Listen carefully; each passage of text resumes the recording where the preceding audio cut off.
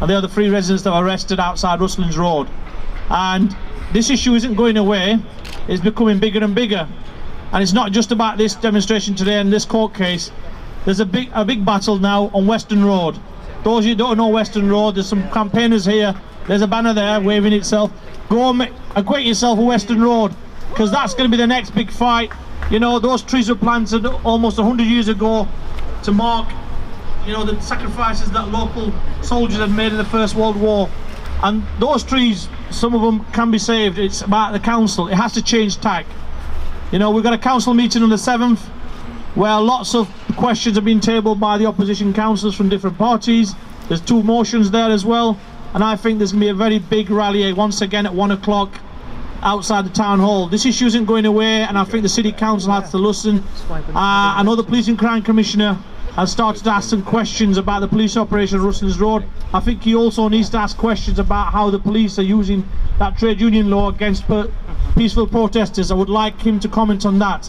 He's been pretty forceful against what happened on Ruslands Road. I want him to also comment on whether he thinks it's appropriate to use trade union legislation. So I'm with Simon and Calvin as they walk in into that court, and I hope they walk out with a big smile on their face and the magistrates in there throw this case out, because that's the only sensible option they have today.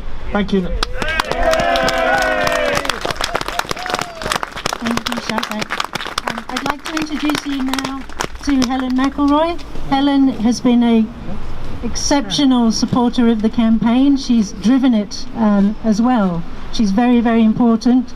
She's very passionate about trees, very passionate about the environment, and she's put that passion into practice by almost daily being involved in doing some kind of work for the tree campaign. So please give a big round of applause and appreciation for Helen McElroy. Thank you.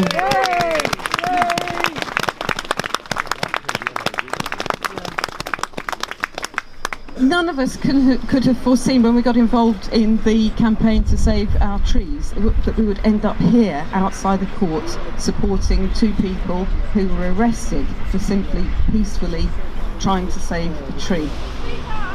Speak up. Can you hear me now? Right. So I don't need to go on really about what the trees mean to us, what they do for us. Everybody knows that, all the environmental benefits. I won't go on about the birds and the bees and all that. We all know about the birds and the bees. Some things that with the research that is just coming out now about the benefits of trees to us. Things about traffic calming, things about encouraging people to use sustainable transport, walking, cycling and so on. All these things that people are telling us we need to do, encouraging us to do. Peer-reviewed research, in other words, done in universities and approved by other academics, not something that someone's made up on the back of a fag packet down the town hall. This research is showing the value of trees to cities and to communities, and we are just squandering it. And we cannot afford to. As we go into the 21st century, if we want sustainable cities to live in, other cities get it.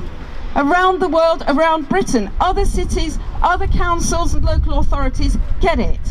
Why doesn't Sheffield City Council get it?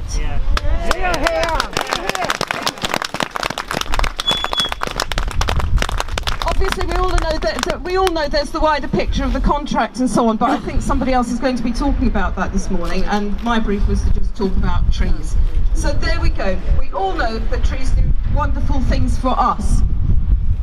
There are people here today who might otherwise have stayed at home in their neighbourhoods, keeping an eye open to see if danger was coming to their trees. There are people here today, quite possibly, who will go home either today or someday soon and find the trees outside their house, on their street, round the corner.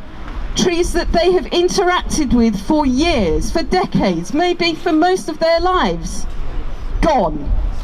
There will be children coming home from school one day to find a tree that they have known and loved and regarded as a friend all of their lives. Gone. These trees have been our companions. We interact with them daily.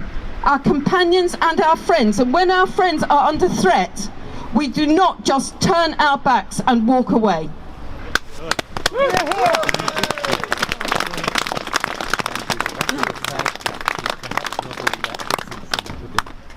Hello.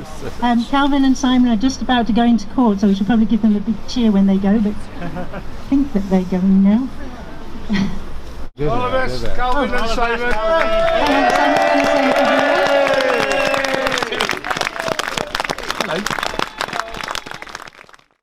Hello. I don't know really what to say.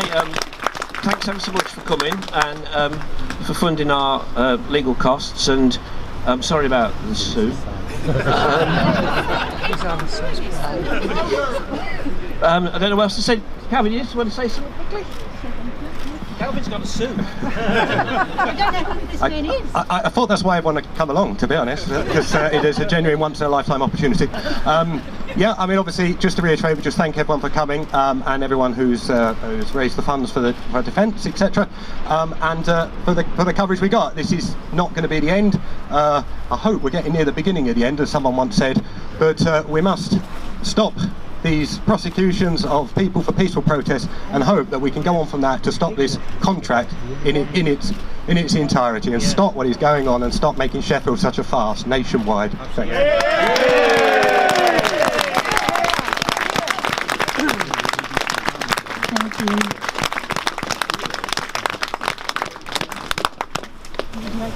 I'd like to introduce Councillor Douglas Johnson. He's with the Green Party and he represents City Ward. Hello, well thanks. I certainly can't match Calvin's speech there, and I certainly can't match Calvin's suit, and certainly can't match Simon's suit, but it's just great to have everyone here today. And I just think the fact that we can come out here and stand outside the police station and the magistrates and all show our support for Calvin and Simon and everyone else who's supported them and not get arrested is just a fantastic thing. Now let's give them a cheer. Yeah.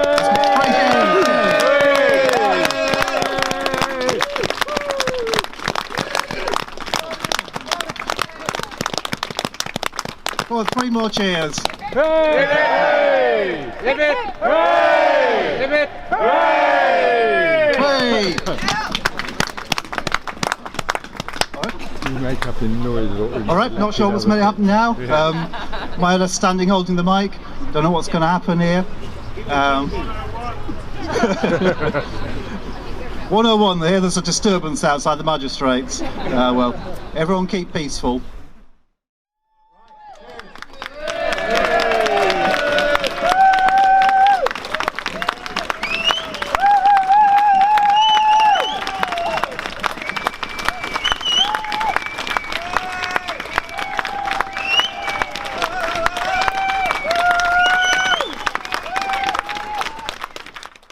It's not about us. It's about all of you, the Sheffield Tree Action Group, all the local groups. You have run an absolutely tremendous campaign. It's a huge effort. And I just had a journalist ask me, you know, those events on Rustling's Road last month, why did they happen?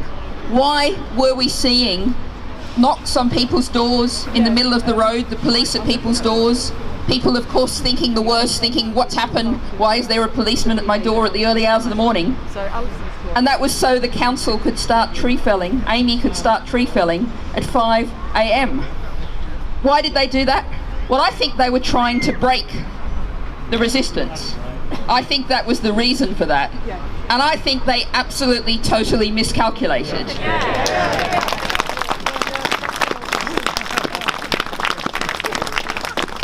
And this has now become about so many issues.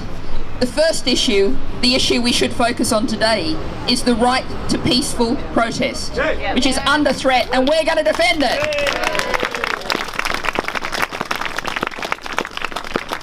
What we've seen here is what you might call an innovative use of what's anyway some dreadful legislation directed against trade unions. We have to say this is not an acceptable use of this legislation.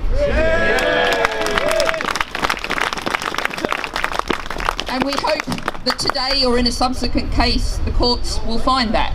But I'm convinced, I know there are people in Sheffield who are determined to save our trees, and they're going to keep peacefully standing with their arms folded in front of their trees. And, you know, if they get charged, we saw arrested last week in Rustlings Road a couple of 70-year-old women. If people get charged for standing in front of their trees with their arms folded, with intimidating Amy, that just really brings the whole law into utter disrepute.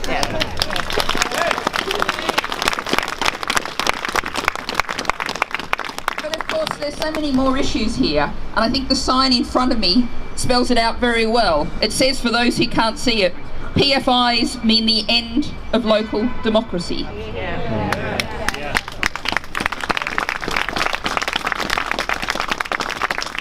The underlying problem here is that Amy has one interest, the maximisation of its profits. That's what it exists for. And yet it's been handed Sheffield's streets for 25 years. And yes, it almost undoubtedly does maximise their profits to cut down the mature trees at massive cost to the rest of us. So what you have is private profit versus the interests of public good. And that's the innate reality of privatisation. And we have to say no privatisation of our streets, but also no privatisation of our NHS and all our other public services.